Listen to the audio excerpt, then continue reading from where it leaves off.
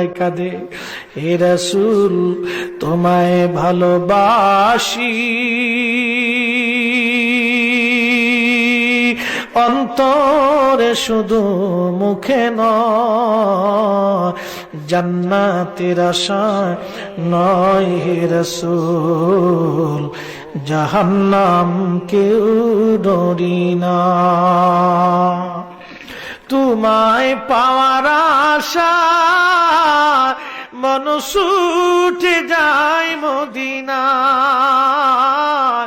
এ আশিকে দিদার দাও না, আর দূরে থাকিও না, এ আশিকে দিদার দাও না,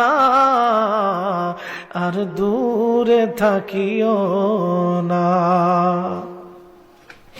হযরত আবু বকর একদিকে পড়ে কাঁদে, হযরত ওমর কাঁদে, উসমান আলী কাঁদে, সাহাবীদের ঘরে ঘরে গুনগুন গুনগুন করে কান্না আসে, নবী নাই, নবী নাই, নবী নাই।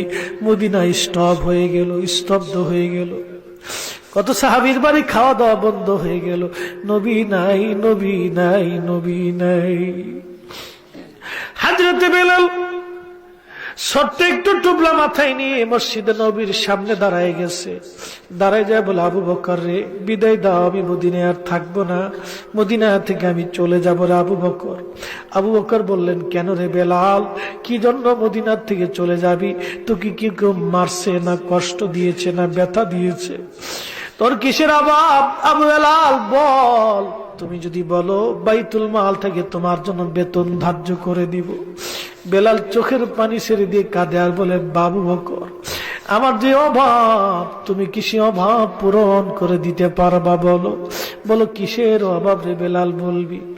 বলে, আবু বকর, আমি আজান দিলে নবী নামাজ আসতো, এখন আজান দিই কিন্তু নবী নামাজে আসে না। আবু বকর রে,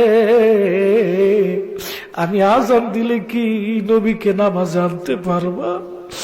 হযরত আবু বকর বলে, বেলাল রে, তুই কি নবীরে ভালোবাসিস? আমি আবু বকর কি নবীরে ভালোবাসি না?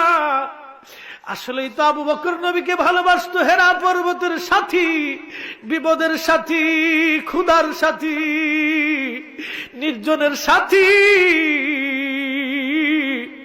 ডাক দে বলে, আবু বকর, আবু বকর রে, তুমিও ভালোবাসো, আমিও বেলাল ভালোবাসি, তুমিও ভালোবাসো, আমিও ভালোবাসি। আবু বকর, তুমি পিয়ারা নবীর রওজা শরীফ দেখলে সহ্য করতে পারো, তুমি ধৈর্য ধরতে পারো,